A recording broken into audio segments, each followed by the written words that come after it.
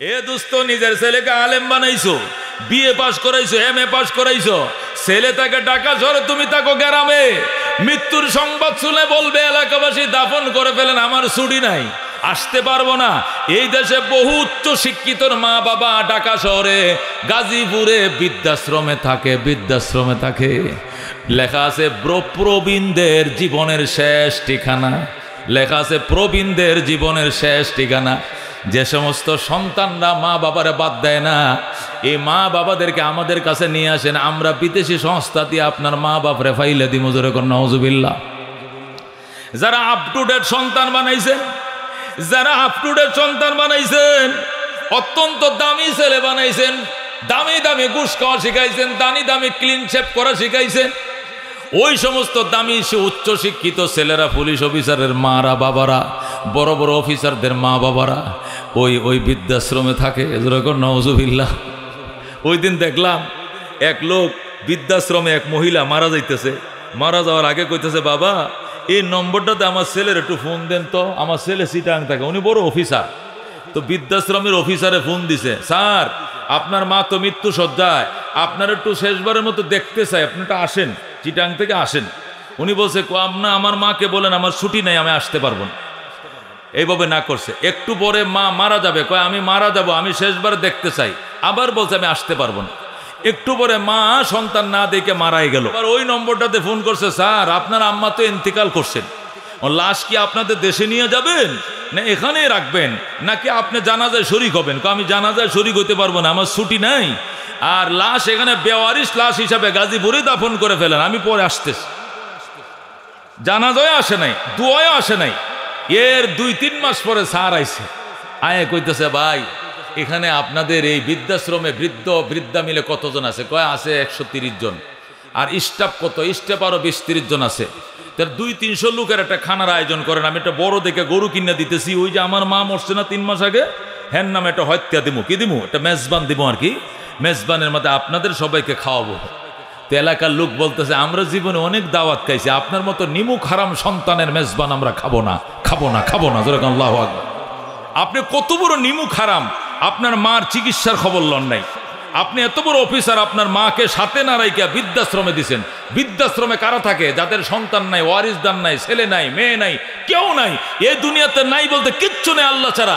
এরা না আইলো বৃদ্ধাশ্রমে, কিন্তু আপনার মা বৃদ্ধাশ্রমে থাকবে কেন? আপনার মা চেয়েছিল আপনার সাথে সাক্ষাতের জন্য, তাও আপনি আসলেন না, জানাজায় আসলেন না, বেলাওয়ারিশ গুরুস্থানে তাকে দাফন করলাম, এখন আইছেন মেজবান খাওয়ানোর জন্য। মেজবান জীবনে বহুত খাইছি, ঘুষখোরের মেজবান আমরা খাবো না, চলেন এখান থেকে। যেরকম আল্লাহু আকবার।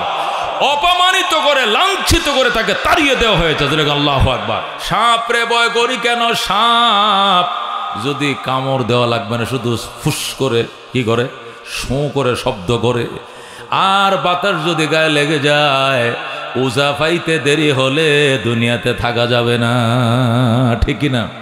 এই যদি শুনে যে ওই ইরিকেটটার আইলের মধ্যে একটা সাপ পাইছিলাম, 3 মাস এই আইলে দিয়ে আর কেউ যাইতো না, এই যাইস না, এদিক দিয়ে সাপ আছে, কথা কন, ঠিক কিনা?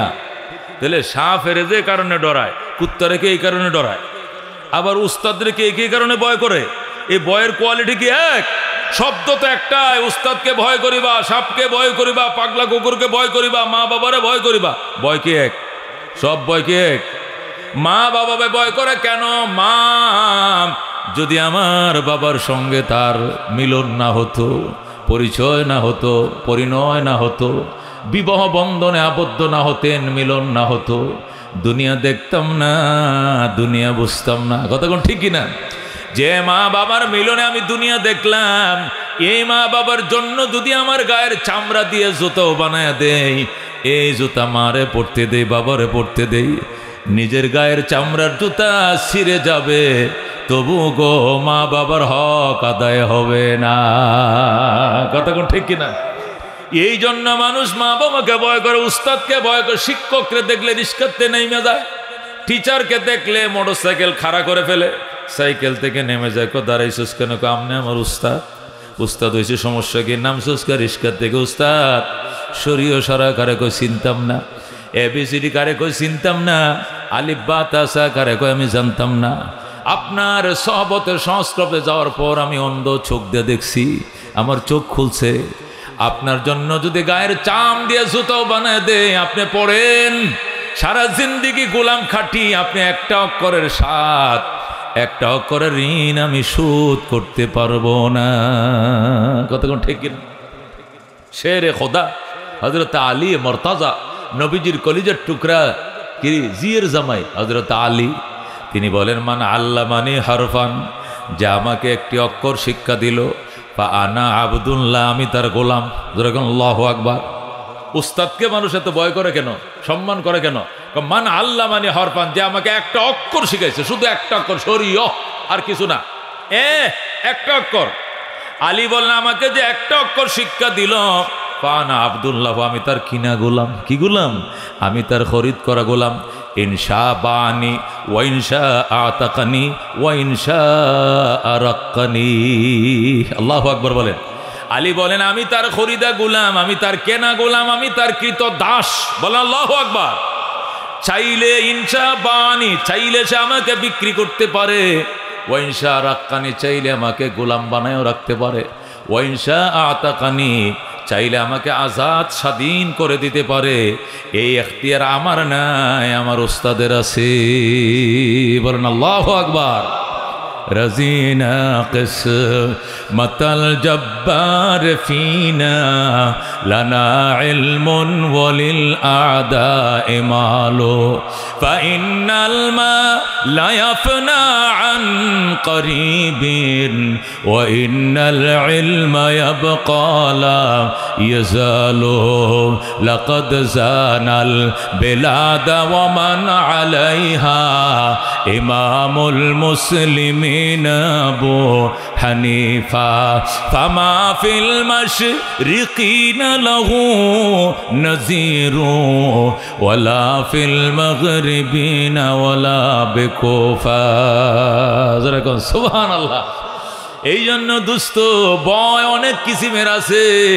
আল্লাহকে ভয় করার কোয়ালিটি আলাদা, নবীকে ভয় করার কোয়ালিটি আলাদা, পুলিশকে ভয় করার কোয়ালিটি আলাদা, ছোট ডাকাত ভয় করার ডিজাইন আলাদা, কুত্তরে ভয় করার ডিজাইন আলাদা, সাপরে ভয় করার ডিজাইন আলাদা।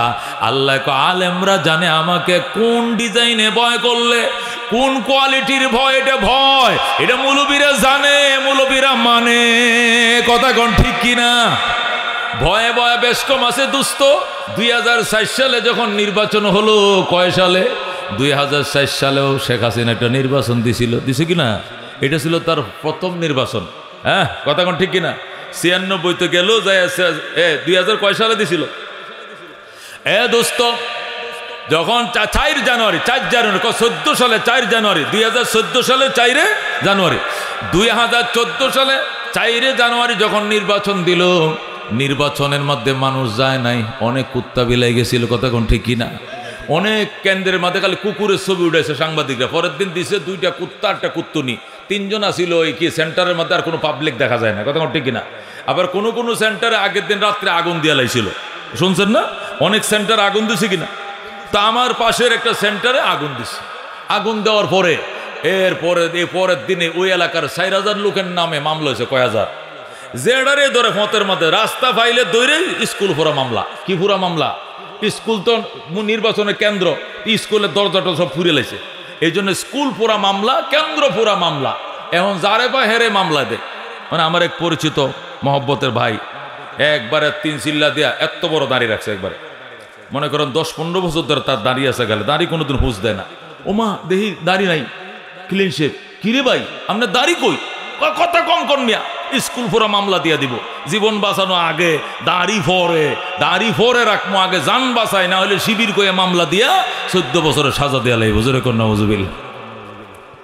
আমি বললাম, ভাই এই স্কুল পুরা মামলার থেকে বাঁচার জন্য পয়গম্বরের কলিজার মধ্যে তুমি ফুঁস দিলা, নবীজের কলিজার মধ্যে খোর লাগায়া দাড়ি সাসলা। আর আমরা যদি কয় ফাঁসিও হবে রাজি আছিলাম, তবু গো পয়গম্বরের কলিজায় দাড়ির মধ্যে ফুঁস দিতে আমি রাজি না। কতক্ষণ ঠিক কিনা দোস্ত? এই হলো পাবলিকের দিনদারি, এই হলো পাবলিকের বুজুর্গি। কতক্ষণ ঠিক কিনা? বাস এই আসি এই নাই, বেদ গড়া তোর গাইডা নাই, ওই যে আগে মুরব্বীরা আছে কি শিল্লুক গাইতো, এই আছে এই নাই, বেদ গড়াতে গাইডা, এটা কি কয় জিলকি, এটা কি বিজলি, এই যে আছে আলো পরে আবার অন্ধকার, কত ঠিক কিনা? এ পাবলিকের দিনদারি এই আছে এই নাই, বেদ গড়ায় গাই নাই, মানে এই দাড়ি আছে এই দাড়ি নাই, এই একটু রাখছি আবার এই ক্লিন শেপ, কথা কোন ঠিক কিনা? এই দিনদারি আর মৌলবীদের দিনদারি, মৌলবীরা রাত্রে ঘুমাইবে আর তুমি তাহাজ্জত পড়বে, তার ঘুম আর তোমার তাহাজ্জতের সমান, কথা কোন ঠিক কিনা? একে বলে আলেম। এই জন্য আল্লাহ কই ইন্নামা ইয়াখশাল্লাহ মিন ইবাদিহিল উলামা, নিঃসন্দেহে এই কথার মধ্যে কোনো সন্দেহ নাই, আল্লাহর বান্দা বান্দীদের মধ্যে আল্লাহকে সবচেয়ে বেশি ভয় করার মতো ভয় আলেমরাই করে, কথা কোন ঠিক কিনা? উলামায়ে কেরামই করে। উলামায়ে কেরামকে যদি বলো, আমার এক মুসল্লি উনি ইটালি যাবে, কই যাবে? ইটালি যাবে। এখন দাড়ি টাড়ি তো আছে, আমার ওয়াজ সবসময় আমার পিছনে জমা পড়ে। আরেকদিন কো হুজুর ভিসা তো এসে গেছে, কই? ইটালি। যা, কো সমস্যা, যে কি সমস্যা? কো দাড়ি না কাটলে ওই যে দূতাবাসে দাঁড়াইলে বাড়ি দ্বারা তো ওই যে ছাড়পত্র দেয় না, অন করা কি? করা কি? আমার কাছে কি লেগাইছো? কই এটা জানার জন্য। অন্য করতে ফতোয়া হলো, আমি ফতোয়া দিতে পারবো না। ইটালি না, ইটালির যদি রাজাও বানায় আমাকে, আমি লাথি মারবো, কিন্তু দাঁড়িতে ফোঁস দিতে পারবো না, কতক্ষণ ঠিক কিনা? আর তুই বেটাটা বিশালে চিন্তা কর, হুজুর 16 লাখ টাকা দাম। কত দাম? 16 লাখ টাকা। 16 লাখ বেশি না দাঁড়ি বেশি? এই জন্য কাইটেলাই কোনো মতে এই দেশে পৌঁছার পরে আল্লাহ দিলে আবার আল্লাহ বাঁচাইলে দাঁড়িয়ে আবার এক কেলামো, কিন্তু ফারই কোনো মতে বিমানটা দে এই দেশে ঢুকি কোনো মতে। আমি বললাম যে হবে না। ওমা শুক্রবারে মসজিদে জিজ্ঞেস করছে, যখন ফতোয়া পায় নাই, শনিবার দিন 2 হাতে যা ধরে ফল ফ্রুট নিয়ে আমার বাসায় হাজির। কমলা আছে, আপেল আছে, আনার আছে, নাশপাতি, বেদানা সহ কত কিসিমের ফল ফ্রুট। আমি কিও ভাই জসিম কি খবর? কজুর ওই যে আইছিলাম ওই ফতোয়াটার লাগে, আমার হাতে কি? কইটা হাতিয়া আনছে সামান্য। আমি হাতিয়া সহ তুমি এখান থেকে বিদায়, ঘরে ঢোকা যাবে না, এখান থেকে বিদায়। মাল আনছো ফতোয়া ঘুরাই দেওয়ার জন্য? কলিজায় নবীর কলিজায় আঘাত দিবি আর তোরে ফতোয়া দিব যে বিদেশ গেলে দাড়ি কাটা জায়েজ আছে, আমি টুকরা টুকরা হয়ে যাবো, এই ফতোয়া দিতে পারবো না, পারবো না, পারবো না, কথা ঠিক কিনা? দোস্ত, এই কটা মৌলবী এই দেশে আছে বলে এখনো ইসলাম আছে। এই কটা মৌলবী এই দেশে আছে বলে বিশ্ব ইজতেমা বাংলাদেশে হয়। এই মৌলবী কটা আছে বলে 24 লক্ষ কোরআনের হাফেজ এই দেশে, কথা ঠিক কিনা? 80,000-এর উপরে মাদ্রাসা এই দেশে, 35,000-এর উপরে মক্তব এই দেশে, কথা ঠিক কিনা? এখনো 3 চিল্লা সাতির অভাব নাই, দাড়িওয়ালার অভাব নাই। আরব রাজ্যগুলো নবীর দেশে যায় দেখেন গা, দাড়িওয়ালা লোক পাইতেন না। মসজিদের ইমাম, মাদ্রাসার টিচার ছাড়া একটার গালেও দাড়ি নাই, সব ক্লিন শেভ। আল্লাহ এই দেশে এখনো লক্ষ লক্ষ পাবলিক এদের গাল বড় দাড়িওয়ালা আছে এই দেশে, কতক্ষণ ঠিক কিনা? কেন? ওলামায়ে কেরামের বরকতে। এদেশ কি আলেম ওলামায়ে বড়া, কতক্ষণ ঠিক কিনা? আল্লাহর হাবিব সাল্লাল্লাহু আলাইহি ওয়াসাল্লাম যখন তিনি মক্কা ছিলেন, হঠাৎ একদিন বলতেছেন কোরআন তো নাজেল হওয়া শুরু হয়ে গেছে, এটা শিক্ষা চালু রাখতে হবে, নতুবা আমি মরে গেলে কোরআনের চর্চা বন্ধ হয়ে যাবে। মাদ্রাসা বানাবো, একটু জায়গা দাও, জায়গা দাও। রসুলের ফুফাতো ভাই হযরতে যায়েদ ইবনে আরকাম রাদিয়াল্লাহু তাআলা আনহু ডাক দেয়া কয়, ইয়া রাসূলুল্লাহ, হাবিব আল্লাহ, আমি আবার বাবা আরকাম ইবনে আবিল থেকে একটু জায়গা পাইছিলাম, যদি মাদ্রাসার জন্য কবুল হয় এই জায়গা বিনা দাবিতে আমি অক্ফ করে দিলাম মাদ্রাসার জন্য। আরকাম ইবনে আবিল, যায়েদ ইবনে আরকাম রাদিয়াল্লাহু তাআলা আনহুর বাবা। আরকাম ইবনে আবিল থেকে যায়েদ ইবনে আরকাম একটু জায়গা পাইছিলেন, রসুলের আবার আত্মীয় লাগে। এই জায়গাটা এনে নবীকে দিয়ে কয়, হুজুর এইখানে পৃথিবীর প্রথম মাদ্রাসাটা বানান, এই জায়গা আমি অক্ফ করলাম। যেরকম আল্লাহু আকবার। হযরতে যায়েদ ইবনে আরকামের জায়গার উপরে নবীজি মাদ্রাসা বানাইলেন। 13 বছর ছিল মাদ্রাসা, বলেন আল্লাহু আকবার। এই 13 বছরে আল্লাহর পক্ষ থেকে নাজেল করা কোরআনের আয়াতগুলো এখানে লেখা হতো, নবীজির বাণী হাদিসগুলোকে আলাদা করে লেখা হতো। এক গ্রুপে কোরআন সংরক্ষণ করত, এক গ্রুপে হাদিস সংরক্ষণ করত, আর এক গ্রুপে সংরক্ষিত কোরআন হাদিসকে চর্চা করত, শিখতো, শিখাইতো। সুবহানাল্লাহ। 13 বছর নবী হওয়ার পর তিনি মদিনায় চলে যান। মদিনায় যাওয়ার পরে জায়গা কালেকশন শুরু করছেন। প্রথম মসজিদের জায়গা নিছেন, মসজিদ বানাইছেন। আল্লাহু আকবার। মাদ্রাসার জায়গা প্রথম পাওয়া যাচ্ছিল না, মদিনা অভাব ছিল, দুর্ভিক্ষ ছিল। এই জন্য মসজিদের নববীর কোণার মধ্যে নবী মাদ্রাসা তো সোফা বানাইলেন। মসজিদে নববীতে নামাজ হয়, নামাজের পরে মসজিদের কোণার মধ্যে দরস হয়, কোরআন হাদিস পড়া হয়। টানা 10 বছর সেখানে মাদ্রাসা ছিল। যেরকম সুবহানাল্লাহ। আল্লাহর হাবিবের তিরুদানের পর, নবীর ইন্তেকালের পর, ও দুস্থ রাহমাতুল লিল আলামিনের ইন্তেকালের পর হযরত আবু দারদা রাদিয়াল্লাহু তাআলা আনহু সিরিয়ার রাজধানী দামেস্কে কওমি মাদ্রাসার 3 নম্বর মাদ্রাসাটা বানাইলেন। বলেন আল্লাহু আকবার। প্রথমটা নবী বানাইছেন মক্কায়, দ্বিতীয়টাও নবী বানাইছেন মদিনায়, তৃতীয়টা হযরত আবু দারদা রাদিয়াল্লাহু তাআলা আনহু বানাইছেন দামেস্কে। দামেস্ক হলো সিরিয়ার রাজধানী। দামেস্ক কোথায়? দামেস্কে পৃথিবীর 3 নম্বর কওমি মাদ্রাসা হয়। 4 নম্বর কওমি মাদ্রাসা হযরত আব্দুল্লাহ ইবনে মাসউদ রাদিয়াল্লাহু তাআলা আনহু ইরাকের তখনকার রাজধানী ছিল কুফায়। কুফায় তিনি মাদ্রাসা প্রতিষ্ঠা করেন। হযরত আব্দুল্লাহ ইবনে মাসউদ রাদিয়াল্লাহু তাআলা আনহু কুফায় বানাইলেন মাদ্রাসা। এটা কওমি মাদ্রাসার 5 নম্বর শাখা। এরপরে হযরত আমর ইবনে আস রাদিয়াল্লাহু তাআলা আনহু মিশরের রাজধানী কায়রোতে 5 নম্বর কওমি মাদ্রাসার শাখা বানাইলেন। বলেন আল্লাহু আকবার। মিশরের রাজধানী কায়রোতে কওমি মাদ্রাসার 5ম শাখা প্রতিষ্ঠিত হয়। সেটার প্রতিষ্ঠাতা ছিলেন হযরত আমর ইবনে আস রাদিয়াল্লাহু তাআলা আনহু, যার হাতে কায়রো বিজয় লাভ করেছিল হযরত ওমর, যাকে গভর্নর বানাইছিলেন। যেরকম সুবহানাল্লাহ। এরপরে হযরতে সুলতান মাহমুদ গজনবী রহমতুল্লাহ আলাইহির হাতে আফগানিস্তানের তখনকার রাজধানী, বর্তমান রাজধানী কাবুল, তখন ছিল গজনি। আফগানের পুরাতন রাজধানী গজনিতে সুলতান মাহমুদ গজনবী কওমি মাদ্রাসার 6 নম্বর শাখা প্রতিষ্ঠা করেন। এরপরে বাদশাহ নিজামউদ্দিন, ইরাকের বাদশাহ নিজামউদ্দিন, যেটাকে বাদশাহ নিজামুল মুলুক বলা হতো, বাদশাহ নিজামুল মুলুকের নেতৃত্বে ইরাকের নতুন রাজধানী বাগদাদে কওমি মাদ্রাসার শাখা প্রতিষ্ঠা করা হয়। ওই মাদ্রাসার নাম দেওয়া হয় মাদ্রাসায়ে নিজামিয়া। কি দিয়া? মাদ্রাসায়ে, এই নামেই কওমি মাদ্রাসাকে মাদ্রাসায়ে নিজামি বলা হয়, দরসে নিজামির মাদ্রাসা বলা হয়। ওই মাদ্রাসায়ে নিজামিয়াতে বহু বড় বড় আলেম ওলামা তৈরি হয়েছেন। তার মধ্যে উল্লেখযোগ্য 3 জন। একজন ছিলেন হযরত ইমাম গাজালি রাহমাতুল্লাহ আলাইহি, হুজ্জাতুল ইসলাম। বলেন আল্লাহু আকবার। হুজ্জাতুল ইসলাম ইমাম গাজালি সেই মাদ্রাসায়ে নিজামিয়ার ছাত্র ছিলেন। পারস্য কবি, বিশ্বকবি শেখ সাদি রহমতুল্লাহ আলাইহি, তিনিও সেই মাদ্রাসায়ে নিজামিয়ার ছাত্র ছিলেন। বড় পীর মহিউদ্দিন আবদুল কাদের জিলানী রহমতুল্লাহ আলাইহি, পীরানে পীর, বড় পীর মহিউদ্দিন আব্দুল কাদের জিলানী রহমতুল্লাহ আলাইহি সেই মাদ্রাসায়ে নিজামিয়া ছাত্র ছিলেন। যেরকম সুবহানাল্লাহ। গেল 7 নম্বর। এরপরে সেখান থেকে মাদ্রাসা চালু হতে হতে এশিয়াতে ঢুকছে। দক্ষিণ পূর্ব এশিয়ার দিল্লিতে, ভারতের রাজধানী দিল্লিতে সুলতান আলতামাস রহমতুল্লাহ আলাইহি দিল্লিতে কওমি মাদ্রাসার বিরাট বড় শাখা প্রতিষ্ঠা করেন। এরপরে সুলতান সালাউদ্দিন ঘুরি রহমতুল্লাহ আলাইহি আজমিরে, কোথায়? আজমিরে সুলতান সালাউদ্দিন ঘুরি রহমতুল্লাহ আলাইহি কওমি মাদ্রাসার 8 নম্বর শাখা প্রতিষ্ঠা করেন। এভাবে মাদ্রাসা প্রতিষ্ঠার সংগ্রাম শিরিক শুরু হয়ে যায়। মোগলরা এসে একের পর এক মাদ্রাসা প্রতিষ্ঠা করেন। শুধু বাংলা ভাষায় কথা বলে যে এলাকার মানুষ, বাংলাদেশ, কলকাতা এবং উড়িষ্যা, আসাম, কলকাতা, বাংলা, যে এলাকার মানুষ বাংলায় কথা বলে, শুধু এই এলাকার মধ্যে 80,000 কওমি মাদ্রাসা ছিল। যেরকম সুবহানাল্লাহ। সেই কওমি মাদ্রাসার প্রতিষ্ঠাতা ছিলেন নবী আলাইহিস সালাতু ওয়াস সালাম। এই মাদ্রাসা হইতে হইতে হইতে শুধু বাংলা, যে মানুষ বাংলা ভাষায় কথা বলে সেই এলাকার মধ্যে ছিল 80,000 মাদ্রাসা। এরপরে বাদশাহ শাহজাহান যখন ক্ষমতায়, ওই সময় ব্রিটিশ বেনিয়া লাল কোকরের দলেরা ইস্ট ইন্ডিয়ান কোম্পানির নাম দিয়া 1701 খ্রিস্টাব্দে ভারতবর্ষে তারা আসে ব্যবসা করার নামে। ব্যবসার নাম দেয়া ইস্ট ইন্ডিয়ান কোম্পানি যখন ঢুকছে ভারতে, ঢুইকিয়া বাদশাহ শাহজাহানকে ম্যানেজ করে তারা ব্যবসার নাম দিয়ে এখানে ঢুকছে। ঢুইকিয়াই অল্প কিছুদিনের ভিতরে তারা ক্ষমতায় বসে গেছে।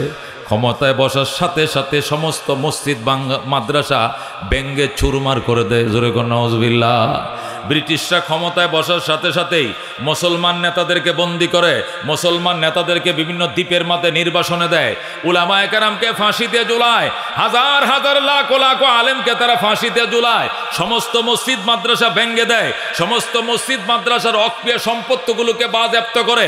মসজিদ মাদ্রাসার অক্রিয় সম্পত্তিগুলোকে বাজেয়াপ্ত করার পর যখন মুসলমান ফুঁসে উঠল, মুসলমান আন্দোলন সংগ্রামে ঝাঁপিয়ে পড়ল। আন্দোলনে ঝাঁপিয়ে পড়ার পর 1781 1781 খ্রিস্টাব্দে, কত খ্রিস্টাব্দে? 1781 খ্রিস্টাব্দে সুলতান মাওলানা মাজদুদ্দিন রহমতুল্লাহ আলাইহি যখন সংগ্রাম শুরু করলেন আর বললেন, বেঈমানের দল, আমাদের লক্ষ লক্ষ মসজিদ মাদ্রাসা শহীদ করেছ, ভেঙ্গে দিয়েছ, তোমাদেরকে আমরা এই দেশে থাকতে দেব না, বঙ্গোপসাগর ছাড়া তোমাদের পলানোর কোনো জায়গা নাই। যখন মাওলানা মাজদুদ্দিন রহমতুল্লাহ আলাইহি সংগ্রাম ঘোষণা করলেন, উলামায়ে কেরাম যখন সংগ্রাম শুরু করে দিল, তখন মুসলমানদেরকে সান্ত্বনা দেওয়ার জন্য কলকাতা আলিয়া মাদ্রাসা প্রতিষ্ঠা করলো। যেরকম নাউজুবিল্লাহ, কলকাতা আলিয়া মাদ্রাসা প্রতিষ্ঠা করে বলতেছে, লক্ষ লক্ষ মসজিদ মাদ্রাসা ভাঙছি, এর বিনিময়ে তোমাদেরকে একটা মাদ্রাসা দিছি। কলকাতা আলিয়া মাদ্রাসার জমিও দিছে কারা? খ্রিস্টানরা।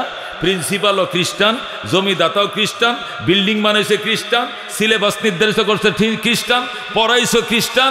এইভাবে শুধু একটা প্রিন্সিপাল নয়, প্রথম তো ছিল লর্ড ওয়ারেন হিস্টং ছিল প্রথম প্রিন্সিপাল, এরপরে আরো 25টা প্রিন্সিপাল ছিল, সব ছিল খ্রিস্টান। 200 বছর তারা শাসন করছে, এ 200 বছরই খ্রিস্টান শাসক ছিল, খ্রিস্টান প্রিন্সিপাল ছিল কলকাতা আলিয়ার। এখন বুঝেন, এই আলিয়া মাদ্রাসা কি ইসলামের জন্য করছিল না ইসলামের গোড়া কাটার জন্য করছিল? যে মাদ্রাসার প্রিন্সিপাল হয় খ্রিস্টান, যে মাদ্রাসার জমিদাতা হয় খ্রিস্টান, যে মাদ্রাসার অনুমোদন দেয় খ্রিস্টান, যে মাদ্রাসার সিলেবাস প্রণয়ন করে খ্রিস্টান, যে মাদ্রাসার প্রিন্সিপাল হয় খ্রিস্টান, যে মাদ্রাসার টানা 25টা প্রিন্সিপাল খ্রিস্টান ছিল, এই মাদ্রাসা কি আমাদের ইসলামের পক্ষের জন্য বানাইছে না বুঝ দেওয়ার জন্য, সান্ত্বনার জন্য বানাইছে? যখন সান্ত্বনার জন্য বানাইছে আর দেখছে সিলেবাসগুলো কাটছিট সিলেবাস, জিহাদের আয়াতগুলো পড়ানো হয় না, যুদ্ধের আয়াত পড়ানো হয় না, প্রতিবাদের আয়াত পড়ানো হয় না, হজ যাকাতের আয়াত পড়ানো হয় না, ময়দানে শত্রুর বিরুদ্ধে যুদ্ধ করার আয়াতগুলো পড়ানো হয় না, শুধু মিডিয়া আয়াতগুলোকে পড়ানো হয়, তখন উলামায়ে কেরাম ফুঁসে উঠলেন। উলামায়ে কেরামের চাপ সইতে না পেরে, আল্লাহু আকবার, এক পর্যায়ে তারা লেজ গোটাইতে বাধ্য হলো। 1866 খ্রিস্টাব্দে হযরতে কাসেম নানুতুবি রহমতুল্লাহ আলাইহি সহ একদল উলামায়ে কেরাম দেওবন্দ মাদ্রাসা প্রতিষ্ঠা করলেন।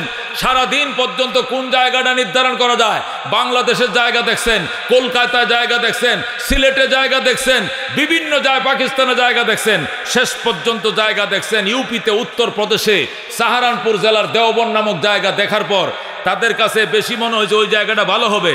তারা রাত্রে জায়গা দেখে 4-5 জন মুরব্বী রাত্রে ঘুমাইছে, ঘুমের মধ্যে স্বপ্ন দেখে আল্লাহ নবী আইছেন, হাতের লাঠি ছিল নবীর, আয়া কয়, এই তোরা ঘুম থেকে উঠ, আমার সঙ্গে আয়, আমি লাঠি দিয়া দাগ দিয়া দিতেছি, সকালে উঠে যেখানে দাগ পাবি এটাকে মাদ্রাসার বাউন্ডারি বানাবি। জোরে কোন সুবহানাল্লাহ।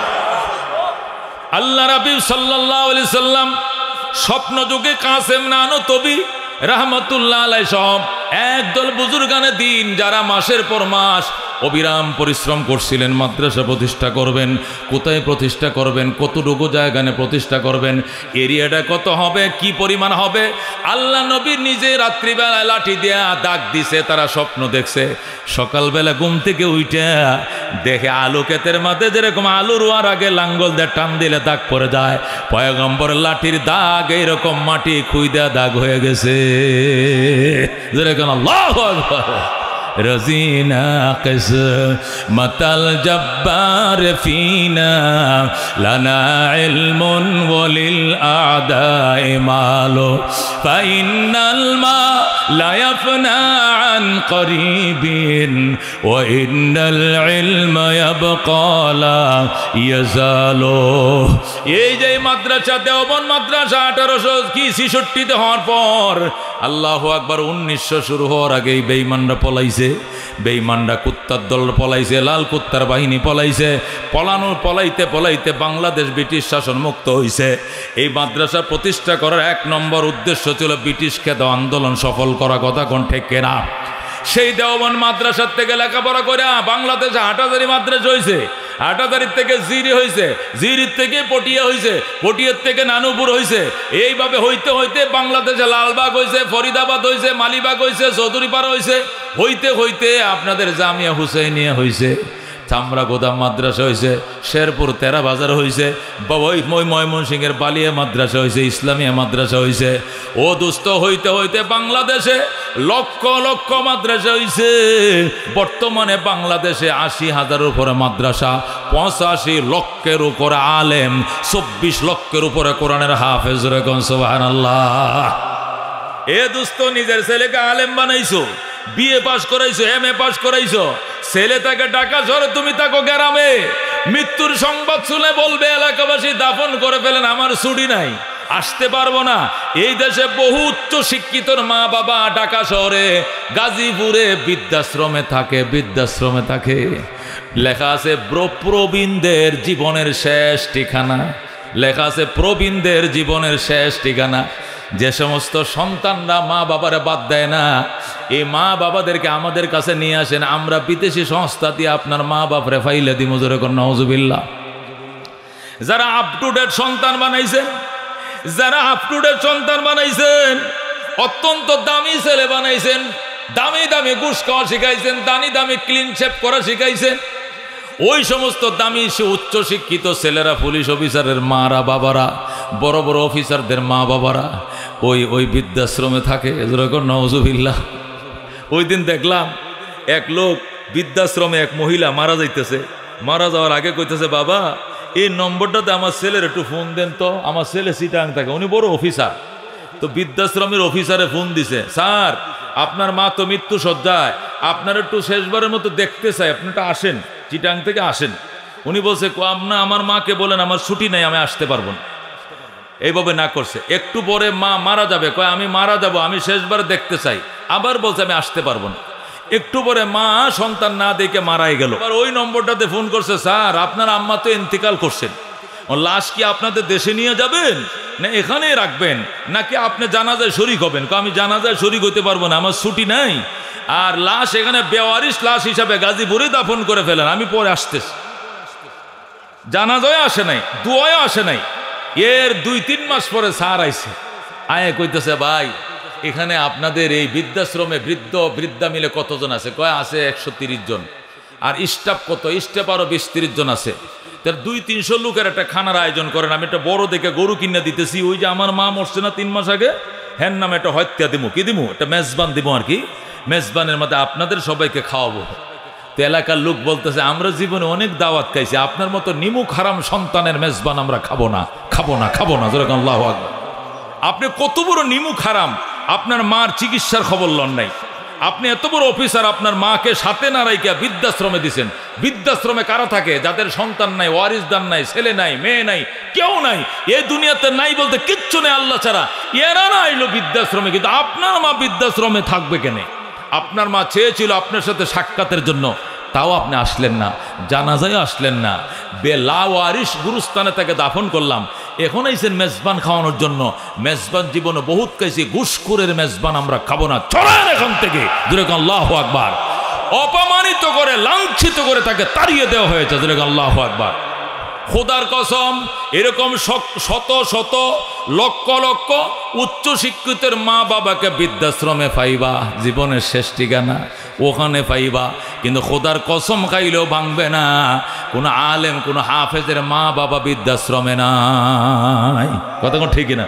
কোনো আলেম, কোনো হাফেজে কোরআন তার মা বাবাকে কোনো দিন বৃদ্ধাশ্রমে দেয় না। কথা ঠিক না? দিতে পারে না।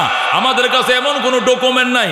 ডাইল ভাত যা খাবে ইমামতি করে নুরানি ভরাইয়া 2 টাকা 4 টাকা 10 টাকা যা পায় ডাইল ভাত নিয়ে মারেও খাওয়াবে, নিজেও খাবে। কথা কোন ঠিক কিনা? কারণ সে জানে মা কি জিনিস। নবী বলছেন, হুমা জান্নাতুকা ওয়া নারুকা, মা বাবাই তোমার জন্য জান্নাত, মা বাবাই তোমার জন্য জাহান্নাম। মা বাবার খেদমত করছো, মা খুশি হয়ে দোয়া করছে, কবুলে লেখা নাও তুমি জান্নাতি। বলেন আল্লাহু আকবার। আর মা বাবার কষ্ট দিছো, শ্বশুর শাশুড়িকে খাওয়াইছো, শ্বশুর শাশুড়িকে হাত দিয়ে দিছো, টিয়া দিছো, পয়সা দিছো, জামা বানায় দিছো, জুতা কিনা দিছো, অনেক কিছু করাইছো, কিন্তু মায়ের মুখে কোনোদিন পানি দাও নাই, কপালে লেখলো তুমি জাহান্নামী। জোরে কোন নাউজুবিল্লাহ। আল্লাহ নবী বলেন, ক্বালা রাসূলুল্লাহি সাল্লাল্লাহু আলাইহি ওয়াসাল্লাম, রিদার রাব্বি ফি রিদাল ওয়ালিদাইন ওয়া সাখাতুর রাব্বি ফি সাখাতিল ওয়ালিদাইন। আল্লাহ সন্তুষ্টি মা বাবার সন্তুষ্টির উপর নির্ভরশীল। আল্লাহু আকবার। আল্লাহর হাবিব বলেন, ওয়ালা তাউকান্না ওয়ালিদাইক, সন্তান খবরদার মা বাবার নাফরমানি করিস না, মা বাবার নাফরমানি করিস না। ওয়াইন আমারাকা, যদিও তোর মা বাবা তোরে হুকুম করে আনতা খুরুজা মিন আহলিকা, বউ তালাক দেওয়ার জন্য, বউ তালাক দিয়ে দিও, তবু গো মা বাবারে ছাইরো না। মা বাপ যদি খুঁতরে এ সন্তান বউ এটা বালা না, এটা মোবাইলে শুধু পরপুরুষের সাথে কথা কয়, এ দক্ষিণের বাড়ি কুদ্দুচ্ছের সাথে কথা কয়, হুয়ের বাড়ির ফেরদুচ্ছের সাথে সম্পর্ক, এটা আমার মানকুল সব নষ্ট করব, দেড়ের তালাক দে, সাথে সাথে 3 তালাক দিয়ে বিদায় দিতে হবে। কথা কোন ঠিক কিনা? আল্লাহ নবী বলছেন মা বাবার কথায় বউ তালাক দিতে হবে, কিন্তু আজকাল বউয়ের কথায় মা বাবা তালাক পায়। কথা কোন ঠিক কিনা? ওরে দোস্ত, 8 দিন হয় নাই, 1 সপ্তাহ হয় না, নতুন বউ আনছো, আনার পরে কো মা গো তোমরা আলাদা খাও, বাবা তোমরা আলগা খাও। আমার বউয়ের হাতের মেহেন্দি উঠতে যাইতেছে, হাতের মধ্যে ডেকসি মাজতে মাজতে খাল উঠে গেছে, কালা কালা দাগ হয়ে গেছে, এত কষ্ট আমার বউ পারবে না। জোরে কর নাউজুবিল্লাহ। ও দোস্ত, আল্লাহ নবী সাল্লাল্লাহু আলাইহি সাল্লাম হাদিস শরীফে ইরশাদ করেন, ইন্নাল জান্নাতা তাহতা আকদামিল উম্মাহাত, সন্তান রে জান্নাত মা বাবার পায়ের নিচে, জান্নাত। জোরে আল্লাহু আকবার। মা বাবার পায়ের নিচে। অন্য হাদিসে নবী বলেন মা বাবার দিকে মহব্বতের নজরে তাকাইও, নজর ফিরানোর আগে কবুল হজের সওয়াব পাইবা। সাহাবী বলেন ইয়া রাসূলুল্লাহ, হাবিবাল্লাহ, আমরা তো মা বাবার সাথে একসাথে খাই, একসাথে ঘুমাই, বারবার মা বাবারে দেখি, বারবার দেখলে বারবার হজের সওয়াব হবে নি। নবী বলেন ওয়ালাউ কানা ফিল ইয়াউমি মিয়াতু মাররা, একদিনে যদি 100 বার মা বাবার দিকে তাকাও, আল্লাহ তোমাকে 100টা কবুল হজের সওয়াব দিবে। তবু গো তুমি মা বাবার সেইরু নজরে। আল্লাহু আকবার। আল্লাহ নবী সাল্লাল্লাহু আলাইহি সাল্লামের কলিজার টুকরা দুধ মা হযরত হালিমা, নবী 6 বছর বয়সে মা হারাইছে, বাবারে তো নবী দেখেই নাই, বাপ দেখে নাই, এতিম হয়ে জন্ম নিছে, 6 বছর বয়সে মা হারাইছে। এই জন্য নিজের দুধ মা হযরত হালিমা সাদিয়াকে সিরি লিখতেন, মা গো ও মা তুমি আইসো, তোমার দেখতে আমার কলিজা জ্বলে। মা তায়েফ থেকে মক্কায় বেড়ায় যাইও, আমি মোহাম্মদকে দেখে যাইও গো মা, তোমার কলিজার দুধ খেয়ে আল্লাহ আমারে বড় বানাইছে। হযরত হালিমা সাদিয়া নবীর চিঠি পাওয়া মাত্র মক্কায় ছুটে আসতেন। নবী মক্কায় রাস্তায় দাঁড়ায় রইছে, সাহাবায়ে কেরাম বলে হুজুর কার জন্য দাঁড়ায় রইছেন? নবী বলতেন আমার আম্মা আইতেছে, আমার আম্মায়। সাহাবীরা বলতো আপনার আম্মা তো ইন্তেকাল করছে, কে আবার আপনার আম্মা? আসতেছে গো, উনি আমার মা, উনি আমার দুধ মা হালিমা সাদিয়া। সুবহানাল্লাহ। হযরত হালিমা সাদিয়া যখন উড়ের থেকে নামতেন, নবী বলতেন মা বৈশা থাকেন, আমি নামাবো। নবী কুলে কইরা নিজের মাকে কুলে করে উড়ের ফিট থেকে নামাইতো, নামায়া নিজের পাগড়িটা খুইলে অথবা গায়ের চাদরটা বিছায়া বলতেন মা গো তুমি এখানে বসো, ও মা তুমি কি খাইতে মন চায় খাও, কলিজা সিরে আমি তোমারে খাওয়াবো। আল্লাহু আকবার। এ দুস্থ এরে কয় মা। আল্লাহ নবী বলছেন ওয়ালা তাউকান্না ওয়ালিদাইক, ওরে সন্তান মা বাবার নাফরমানি করিস না। যদিও তোর মা বাবাও তালাক দিতে কয়, বউ তালাক দিবি, তবু রে মা বাবা সারিস না। হযরত ইব্রাহিম আলাইহিস সালাম থাকতেন ওই ফিলিস্তিনে, উনার ছেলে ইসমাইল থাকতো মক্কায়। ইসমাইল মক্কায় বড় হয়ে গেছে, মক্কার মানুষ ইসমাইলকে বিয়ে করায় দিছে। ইসমাইল কিন্তু বিয়ে করতে রাজি না, আমি পরে বিবাহ করব, আমার আব্বাই আসলে বিবাহ করব। কিন্তু মক্কার মানুষ বলে তোর বাবা তো আসে না, 2-1 বছরে মাঝে মধ্যে আসে, এই জন্য তোমার আব্বার অপেক্ষা করা যাবে না, বিয়ে করা দিছে। ইসমাইল বউর মুখ দেখে না, বাসুর করে না, আমার আব্বা আসবে, আমার বউ পছন্দ করবে, এরপরে আমি বাসুর ঘর করবো। আল্লাহু আকবার। হযরত ইসমাইল তোয়াফ করে, আল্লাহর ঘরে আশপাশে ঘুরে তোয়াফ করে, অন্য কাজ করে, কিন্তু ঘরে ঢুকে না। বিবিরে ক বিবি আব্বার কাছে চিঠি লিখেছি, বাবা আসবে, তোমাকে দেখবে, তোমার পছন্দ করবে, এরপরে বলবে ঠিক আছে, এরপরে তোমার সঙ্গে আমার দেখা হবে, এর আগে নয়। হযরত ইসমাইল ঘরের আশপাশে থাকে, কিন্তু বউর সাথে দেখা নাই। চিঠি পাইয়া চিঠি লেখছে, বাবা গো তোমার ইসমাইল বিয়ে করছে, মক্কার মানুষ বিয়ে করায় দিছে, পুত্রবধূ দেখে যাও। পুত্রবধূ দেখার জন্য ইব্রাহিম আসছে মক্কায়। আইসা ইসমাইলের ঘরের দুয়ারে দাঁড়ায়, কই ইসমাইল রে, ওরে আমার ইসমাইল, আমি একজন বৃদ্ধ মানুষ, অনেক দূর থেকে আসছিলাম গো বাবা, বাবা আমি অনেক দূর থেকে আসছিলাম, বাবা গো তুমি চিঠি লেখছো পুত্রবধূ দেখার জন্যে, দরজা খোলো, আমি আইসি, পুত্রবধূ দেখাও। ইসমাইল তো বাড়িতে নাই, উনি দূরে। বউ ভিতর থেকে ডাক দেয়, কে গো আপনি? ইসমাইল ইসমাইল কয়ে ডাকেন। ইসমাইল তো বাড়িতে নাই। কোথায় গেছে আমার ছেলে? কয় জানি না। কবে আসবে কোথাও তো জানি না। কেমন চলছে তো সংসার? কয় সংসার তো ভালো চলছে না, বিয়ের পরের দিন থেকে স্বামীর সাথে সাক্ষাৎ নাই।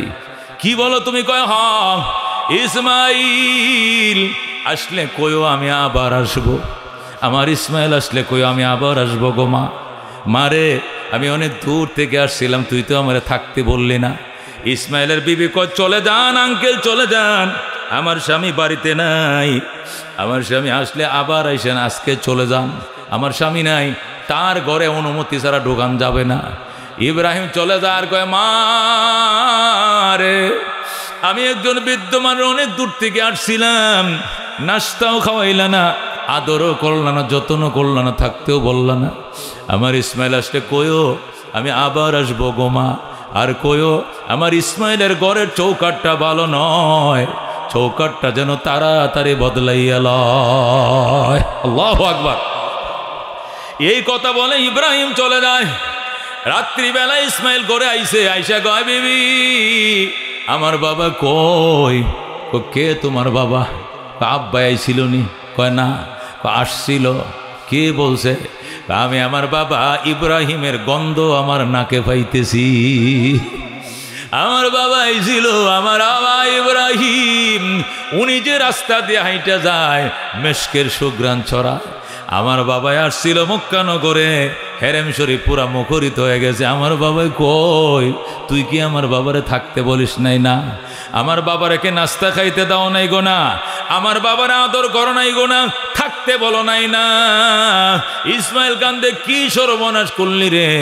আমার বাবার কাছে সিডি পাঠাইছিলাম, আমার সিডি পায়া তোরে দেখতে আইছিল আমার আব্বা, আর তুই বুঝে আমার বাবারে আদর করলি না? যা বাবা যা। হযরত ইসমাইল কান্দে। মহিলা কয়, কান্দেন না, আপনার বাবাই বলছে আবার আসবেন গো। তিনি আবার আসবেন বলছেন। আর কি বলছেন? আর বলছেন, আমি তো দেখি আমাদের ঘরের চৌকাটটা নতুন কাঠ দিয়ে বানাইছেন, আর উনি বলছে চৌকাটটা নাকি ভালো নয়, বদলাইতে হবে। ইসমাইলকে বুঝেছি, এটা ঘরের চৌকাট নয়, এটা ফ্যামিলির চৌকাট। তোরে 3 তালাক দিয়ে বিদায় দিতে কইছে। আল্লাহু আকবার। 1 2 3 চলে যাও বাপের বাড়ি। ওরে অভিশপ্ত নারী, আমার বাবাই কইছে তোরে 3 তালাক দিয়ে বিদায় করে দেওয়ার জন্য। ধরে কোন আল্লাহু আকবার। খিদমতে মা দর পে দর কুন সুবহ শাম, তাকে বাসি দর্দ আলম নেকে নাম, হর কে খিদমত কর দে ও মখদুম শুদ, হর কে খুদ রাতি দে ও মাহরুম শুদ।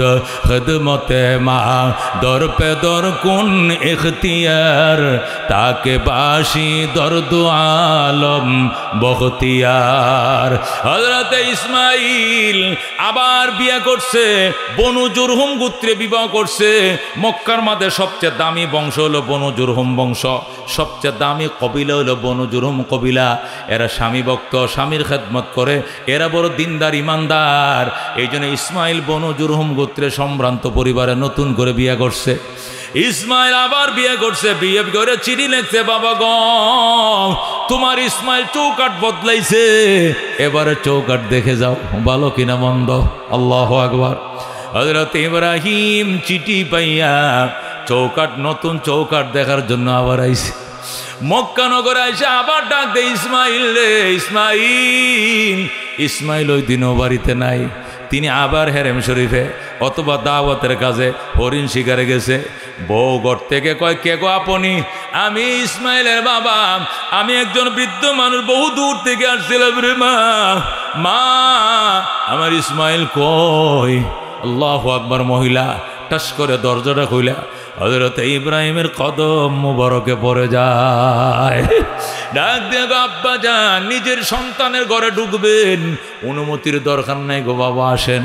বাবা গো আপনার ইসমাইলের নতুন বউ আমি, এটা আগেরটা না, আমি নতুন আইছি। আল্লাহু আকবার। মা চলো ঘরে।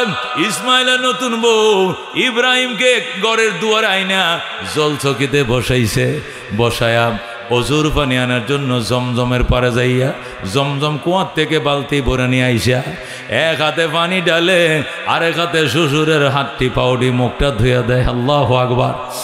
এক হাতে পানি ডালে আরেক হাতে হাত ধুয়ে দেয়, পাও ধুয়ে দেয়। এইভাবে শ্বশুরের খাতমত শুরু হয়েছে। আল্লাহর খলিল খুশি গো, আল্লাহর খলিল বড় খুশি। ইব্রাহিম ডাক দেখো মারে, মুখটা হাতটা মুইছা দে, গামছা লো, তোয়ালি লো। বিবি ডাক দেখো শ্বশুর আব্বা, কিসের গামছা কিসের তোয়ালি? আমি আমার মাথার চুল দিয়া ক্যাশ দিয়ে আপনার পাও মোবারক মুইছা দিলাম। মহিলা নিজের মাথার চুলের কুপাটা, নতুন বউ এত বড় চুলের কুপাটা খুইলাম, এই চুল দিয়া শ্বশুরের পাউডি মুইছা দেয়। শ্বশুর ডাক দেখো মাগো আমার ইসমাইল কই? কো দাওয়াতে গেছে। ওই যে আমার আনছিল ঘরের পরে দেখা নাই, বাবার সাথে দেখা হওয়ার আগে বউয়ের মুখ দেখবে না। আমার ইসমাইল কবে আসবে গো? চলে আসবেন। কেমন আছো গো মা? অনেক ভালো আছি গো আব্বা জান। কেমন চলছে সংসার? গো আলহামদুলিল্লাহ, অনেক সুখের সংসার গো। ইব্রাহিম ডাক দেখো মা, আমি গেলাম গো, আমি আবার আসবো গো মা। এখানে থাকা নিষেধ, আমি থাকতে পারবো না, আমি আবার আসবো গো। যেই বলছে চলে গেলাম, ইসমাইলের বউ দরজার ফাতারে দাঁড়াইছে। দাঁড়ায় গো বাবা, আপনাকে আমি যাইতে দিব না। আল্লাহু আকবার। আব্বা জান, আগের বিবি আপনাকে যাইতে দিছিল, সে তালাক পায় গেছে। আমার জীবন থাকতে আপনাকে যাইতে দিমু না। ইব্রাহিম কমা আমার যাইতে দাও। আগে আমি অসন্তুষ্ট হয়ে গেছিলাম, এবার অসন্তুষ্ট নয়। আমার ইসমাইল আসলে কইও এবারে চৌকাট বড় ভালো গো, এই জীবনে যেন এই চৌকাট না বদলায়। যেরকম সুবহানাল্লাহ। এ দুস্ত, এরে বলে মা, এরে বলে বাবা। হযরতে হাকিমুল উম্মত মুজাদ্দিদে মিল্লত শাহ আশরাফ আলী থানভী লেখে, মা বাবার খেদমত করো গো, 5টা জিনিস পাইবা। কয়টা জিনিস পাইবা?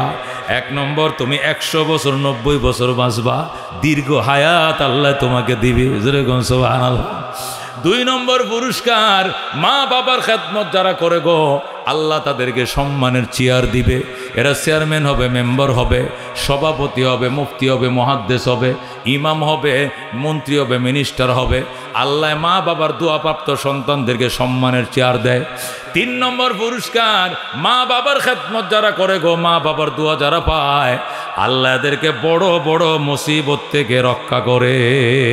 যেরকম সুবহানাল্লাহ। যদি আপনি মাঠে গেছেন ঘাস কাটার জন্য, ঠাডা পড়বে মাথায়, ফেরেশতারা ঠাডা নিয়ে রওনা করছে আপনার মাথা ফেলার জন্য। মা হাত বাড়াইছে, আল্লাহ আকাশ ভালো নয়, ধ্রিম ধ্রিম করে ঠাডা পড়তেছে, আমার সন্তান গরুর ঘাস কাটার জন্য সরে গেছে। আল্লাহ গো আমার পুত্রের তুমি হেফাজত করো। সাথে সাথে আমার আল্লাহ বলবেন ফেরেশতারা রে, ঠাডাটা তুমি নারকেল গাছের মাথায় ফেলো, তাল গাছের মাথায় ফেলো, মায়ের আদরের সন্তানের মাথায় ফেলো না। আল্লাহু আকবার। এ দুস্ত, এই জন্য হাকিমুল উম্মত মুজাদ্দিদে মিল্লাত শাহ আশরাফ আলী থানভী রহমতুল্লাহ আলাইহি লেখে, মা বাবার খেদমত করো গো, আল্লাহ বড় বড় মুসিবত থেকে বাঁচাবে। ঠাডার তলে পরেও কিছু হবে না। অ্যাক্সিডেন্ট হয়েছে, লগের মানুষ মারা গেছে, তোমার কিছু হবে না। ও দুস্ত, 3 নম্বর 4 নম্বর পুরস্কার, মা বাবার খেদমত করো গো, মক্কা মদিনা যাইতে পারবা। তো যতই গরিব হও না কেন, মা বাবার দুয়ার বরকতে আল্লাহ তোমাকে খোদার ঘর না দেখায়া, নবীর রওজা না দেখায়া মরণ দিবে না। কার মন চায় রে বাজার মদিনা যাইতা? মন চায়? মন চায়? মনে বড় আশা ছিল যাব মদিনায়। আল্লাহু আকবার। হযরত আশরাফ আলী থানভী বলেন, মা বাবার দিকে মহব্বতের নজর দিছে আর হজের সওয়াব পাইছে। এরকম লক্ষ লক্ষ হজের সওয়াব তার নামে ফেরেশতারা লেখছে। আরেকদিন সব ফেরেশতা মিললে দোয়া করে, আল্লাহ ই তো জীবনে মদিনা যায় নাই, মক্কায় যায় নাই, এর নামে এত হজ করতে আইলু, কই যে মার মুখ দেখছে, বাবার মুখ দেখছে, তাহলে এর কপাল খুলে দাও, এর মক্কায় যাইতে দাও। জোরে কোন আল্লাহু আকবার। হঠাৎ করে অন্য লোক তারা মক্কায় পাঠায় দিবে, হঠাৎ করে অন্য মানুষ তাকে মক্কা যাওয়ার জন্য টাকা দিয়ে দিবে। হুজুর, ইমাম সাহেব হুজুর, আমার মার বদলে হজটা করে দেন, আমার বাবার পরিবর্তে হজ করে দেন, আমি নিয়ত করছিলাম অসুস্থ হয়ে গেছি, যাইতে পারবো না, আপনি আমার হজটা করে দেন। যেমনি হোক, যে উসিলায় হোক, মা বাবার ভক্তিপূর্ণ সন্তান মক্কায় যাবে। আব্দুল আলিম গান গাইতো, মক্কায় যাইতে পারে নাই। মারে মারে অনেক গান লেখলাম শরীয়ত মারেফতের গান, কিন্তু মদিনায় তো যাইতে পারলাম না। কয় বেটা মার দোয়া ছাড়া জীবনে যাইতে পারবি না। জোরে কোন আল্লাহু আকবার। ঠিক আছে মা তুমি দোয়া দাও, আমি মদিনা যেতে চাই। এরপরে আব্দুল আলিম মার থেকে দোয়া নিয়া গান লেখছে, মনে বড় আশা ছিল যাব মদিনায়, কাফেলাতে কে যাও তুমি, কে যাও বে তোরি অবাই, সঙ্গে নিয়ে যাইও মুরে খানি কৃপা করি, সঙ্গে যদি নালাও মুরে গিয়ে মদিনায়, এই গরিবের সালাম দিও মদিনার বাদশায়, আমার আশা আছে সম্বল নাই, করি কি উপায়, মনে বড় আশা ছিল যাব মদিনায়। যেরকম সুবহানাল্লাহ। আরে দোস্ত এই গান ভাইরাল হলো, আল্লাহর আরেক পিয়ারা বন্দা তাকে মদিনায় পাঠিয়ে দিল। যেরকম আল্লাহু আকবার। এই জন্য মার দোয়া ছাড়া উপায় নাই। আব্দুল্লাহ ইবনে মুবারক রাহমাতুল্লাহ আলাইহি বলেন, আমি আল্লাহর ঘর তওয়াফ করতেছি, হঠাৎ করে দেখি এক লোক মাথায় খাঁসা নিয়ে তওয়াফ করে। খাঁসা। আমি বললাম কিরে ভাই খাঁসা নিয়ে তওয়াফ করে কেন? কি আছে আলু না তরমুজ নাকি আনারস? কয় না মা মা। যেরকম আল্লাহু আকবার। খাঁসার মাঝে মা কোত্থেকে আইলো? আমি যখন হজে রওনা করছি, মা ডাক দেখো সন্তান, সন্তান রে কই যাও? কো মক্কায়। আমারে লইয়া যাও। আমি কইলাম মা কেমনে নিব, আমি গরিব, টাকা নাই পয়সা নাই। কিচ্ছু লাগতো না, খাঁচার মাঝে নিয়ে বসো, সাগর পারে যায় চোখ বন্ধ করে দাঁড়ায় থাকবা, আমি মা দোয়া করব, এক দোয়ায় মক্কায় পৌঁছে যাইবা। মারে খাঁচার মাঝে বসাইয়া মাথায় নিয়ে রওনা করছি গো। যখন আরব সাগরের কিনারে আইলাম, আয়া দেখি নৌকা নাই, কিস্তি নেই, জাহাজ নাই। মা সাগর পারে আইছি, কেমনে পার হবো? মা কই চোখ বন্ধ কর। আমি চোখ বন্ধ করে দাঁড়ায় রইছি। মা কি যেন দোয়া করছে, চোখ খুলে দেখি সাগর পার হইয়া মক্কায় চলে আসছি। হুজুর আমার মা এখানে মারে নিয়ে তওয়াফ করি, আমার মা হাঁটতে পারে না, তোয়াফও করতে পারে না, আমিও তোয়াফ করি, মায়ও তোয়াফ করে। আমার তোয়াফ হয়ে গেল, মায়ের তোয়াফ হয়ে গেল, এই জন্য আমি তোয়াফ করি। আব্দুল্লাহ ইবনে মুবারক সুবহানাল্লাহ সুবহানাল্লাহ। বাবা কত মা ভক্ত সন্তান দেখছি, তোমার মতো মা ভক্ত সন্তান দেখি না। আল্লাহ তোমার জান্নাত দিবে রে বাবা। ছেলে ডাক দেখো, হুজুর আমি যে মারে নিয়ে এইভাবে তোয়াফ করলাম, মাথায় করে হজ করলাম, দুধের দাবি আদায় হবে নি? নবী কো প্রথম দিন যখন দুধ পান করছিলা, প্রথম ফোঁটা দুধটা ভিতরে ঢুকছিল, এক ফোঁটা দুধ 70 ভাগ করলে এক ফোঁটা দুধের দাবি আদায় হবে না। আল্লাহু আকবার। হাকিমুল উম্মত মুজাদ্দিদ মিল্লাত বলেন, 4 নম্বর পুরস্কার, তুমি মক্কা মদিনা জিয়ারত করবা, আল্লাহর ঘর দেখবা, নবীর রওজা দেখবা, আল্লাহ তোমার ভাগ্য খুলে দিবে, কিন্তু মার দোয়া লাগবে। 5 নম্বর পুরস্কার, মা বাবার খেদমত যারা করবা গো, মৌতের বিছানায় কালিমা জারি হয়ে যাবে। যেদিন জিহ্বাটা শুকিয়ে যাবে, হার্টবিট বেড়ে যাবে, বুকটা দরফর করে কাঁপতে থাকবে, গড্ডা মটমট করে মুসুর দিবে, ঘুরতে থাকবে, চোখগুলো উঠে যাবে, সেই দিন অটোমেটিক জারি হয়ে যাবে আশহাদু আল্লাহ ইলাহা ইল্লাল্লাহ ওয়া আশহাদু আন্না মুহাম্মাদান আবদুহু ওয়া রাসূলুহু। সাথে সাথে কালমা জারি হয়ে যাবে। জোরে কোন সুবহানাল্লাহ। এই জন্য দোস্ত আল্লাহর নবী বলেন, মা বাবার দোয়া আর আল্লাহর আরশের মাঝখানে কোনো পার্টিশন না, ডাইরেক্ট কবুল। জোরে কোন আল্লাহু আকবার। কিতাবের মধ্যে লেখা, হযরত মূসা আলাইহিস সালাম আল্লাহর দরবারে ফরিয়াদ করে, আল্লাহ আমি মূসা যেদিন জান্নাতে যাব, আমার সঙ্গে কোন লোকটা জান্নাতে যাবে? আল্লাহ ডাক দেখে, মূসা রে সকালবেলা বাজারে যাবে, যায় দেখবে কষাই গরু গোস্ত বেচতেছে, শীতলার দাগ আছে, বসন্তের দাগ, ওই কালো কষাইটা তোর লগে জান্নাতে যাবে। মূসা আলাইহিস সালাম কয়, কষাই তো মানুষ খারাপ হয়, কষাই গাইল দে, কষাই গরের কষাই গাইল দিল মানুষ, কষাই কয়ে গালি দেয়, আর কষাই আমি মূসা নবীর সাথে জান্নাতে যাইব? ঘটনাটা কি করছে দেখতে হবে। আল্লাহর পয়গম্বর মূসা সকালবেলা ঘুম থেকে ওইটা হাত মুখ ধুইয়া গেছে কষাইয়ের কাছে, যায় দেখো, ভাই আসসালামু আলাইকুম। ওয়ালাইকুম সালাম।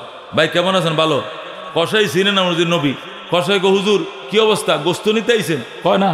এমনি আছে তোর দেখতাম, আমারে কি দেখবেন, আমি কালো মানুষ, আমারে কি দেখা লাগে? কয় না, খুব মন চাইতেছে তোরে দেখতাম।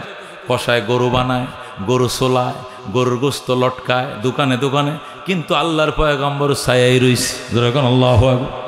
কষাই সারাদিন গোস্ত বিক্রি করছে, মুসা নবী তার দিকে ছায়াই রইছে। রাত্রিবেলায় কষাই যখন বাড়িতে যায়, মুসা নবী তার পিছনে পিছনে যায়। কষাই হুজুর আপনি কই যান? কয় আমি আপনার বাড়িতে থাকবো রাত্রে, আমার বাড়ি অনেক দূরে।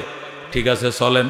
বাড়িতে গেছে, কষাই অল্প একটু গোস্ত নিয়ে গেছে, এটা খুশি খুশি করে কাটছে, কাইটা এটা রান্না করছে, বোনা করছে, কইরা একটু গোস্ত আর একটু রুটি একত্রিত করে মাখাইয়া নিজের মাকে খাওয়াইতেছে। যখন আল্লাহু আকবার। বৃদ্ধা মা একদম বয়স হইতে হইতে একবার ফরিংয়ের মতো, রাজহাঁসের মতো হয়ে গেছে। এই মারে কয়েক টুকরা খাওয়াইছে, খাওয়ানোর পরে মারে পানি খাওয়াইছে, এরপরে ঘুম পাড়া দিছে। একটু পরে মা হাত বাড়া দিছে, আল্লাহ আমার কলিজার টুকরা সন্তান আমার গরু গোস্ত দিয়ে রুটি দিয়ে খাওয়াইছে। অনেক দিন পর্যন্ত রুটি খাওয়ার বড় শখ ছিল, কিন্তু আমার জবান বন্ধ, আমি চাইতে পারি না। আজকে আমার ছেলে নিজের তরফ থেকে রুটি আনছে, গোস্ত পাকাইছে, নিজে না খাইয়া আল্লাহর নবী আমার ঘরে বইসা রইছে, আমি তারে চিনি, আমার ছেলে তোমার নবীরে চিনে না, মুসা কালিমুল্লাহরে আমার ছেলে চিনে না। এই জন্য পয়গম্বরের মুখে খাবার না দিয়া আমি মায়ের মুখে খাবার দিয়েছি। আল্লাহ তোমার দরবারে দোয়া করি, আমার এই ছেলেটাকে মুসা নবীর সঙ্গে জান্নাত দিও। যেই মাত্র মা দোয়া করছে, আল্লাহ আমার ছেলেকে মুসা পয়গম্বরের সাথে জান্নাত দিও, সাথে সাথে আল্লাহ কবুল করে ফেলছে। আল্লাহু আকবার। যখন সন্তানের দোয়া কবুল হয়ে গেছে, হযরতে মুসা আলাইহিস সালাম আল্লাহু আকবার করে চিল্লান দিছে। এখন ছেলেকে হুজুর আপনি চিল্লান দিলেন কেন? তোর মা দোয়া করছে, কবুল হয়ে গেছে। আমার মা দোয়া করলো কেমনে? আমার মা তো জবান বন্ধ, কথা কইতে পারে না। আমি আল্লাহর নবী, আমি আল্লাহর পয়গম্বর, তোর মার মনে মনের কথাটাও আল্লাহ আমার কান্দে শোনায় দিছে। আপনি আল্লাহর পয়গম্বর কহ, কি নাম আপনার? আমি মুসা কালিমুল্লাহ। ছেলে ডাক দেখ, হুজুর আপনি মুসা কালিমুল্লাহ? কয় হ্যাঁ। হায় হায়, আপনি আল্লাহর পয়গম্বর, সারাদিন আমার দোকানে দাঁড়ায় রয়েছেন, সারা রাত আমার ঘরে বসে রয়েছেন, আপনারে খাবার না দিয়ে আমি মারে খাবার দিছি, আমার আল্লাহর হস্তে মাফ করে দেন বাজান, মেহেরবানি করে মাফ করেন। মুসা কয় বাজান কাম তো বানায় ফালাইছ, তোমার মা দোয়া করতে দেরি, কবুল হইতে দেরি হয় নাই।